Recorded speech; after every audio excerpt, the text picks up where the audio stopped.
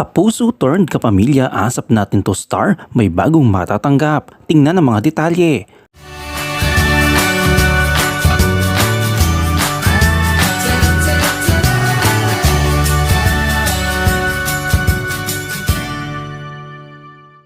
May bago na namang achievement ang matatanggap ng isang sikat at magaling na kapamilya star singer-performer na ito sa kanyang career. Sa latest na balita ay paparangalan si Asia songbird Regine Velasquez sa magaganap na Pinoy Playlist Music Festival ngayong taon.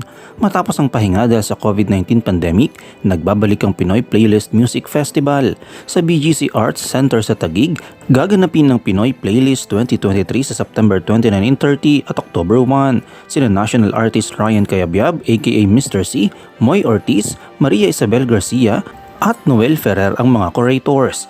Ang Ryan Cayabyab awardees ng nasabing music fest ngayong taon ay sina Regine Velasquez, Mel Villena at Alfonso Cook Bolpata. Sabi ni Maestro Ryan Cayabyab, Mel Villena is the head of AMP and a very good jazz musician and conductor-arranger.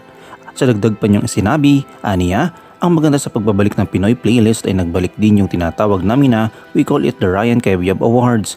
Medyo nahiya ako na pinarangalan nila sa pangalan ko. But aside from yung gusto namin gawin na we want all types of music pero Filipino music. So we have classical singers, I'm talking about trained opera singers, singing kundiman. Then yung opening namin merong magkukulintang, merong magbubandurya, ganyan. Para lang to give you a semblance of a diversity of Filipino music. But of course, you would understand na maraming popular acts, so iba-iba pa yun. Popular music, band music, jazz music, rock band, so iba-iba. And this is what Pinoy Playlist Music Festival wants to do. We are honoring Cook Bolpata for championing education, meaning training and violinist, string players in the province sa probinsya nila. So iyan, binigyan natin ng importansya yung if you notice, laging parang may educators, hindi lang yung entertainers.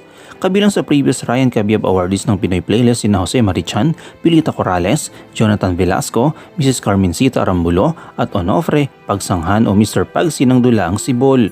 Ipinagtapat ni Ryan Cayabyab na marami silang network o galamay kaya nabubuo nilang lineup ng music artist para sa Pinoy Playlist. Pagpupugayan, si Regine Velasquez Alcacid at may special tribute performances sina Katrina Villarde, P. Palmos, Trina Villarmide, Ima Castro, Sweet Plantado Chongson, Jonah at Ched Madela.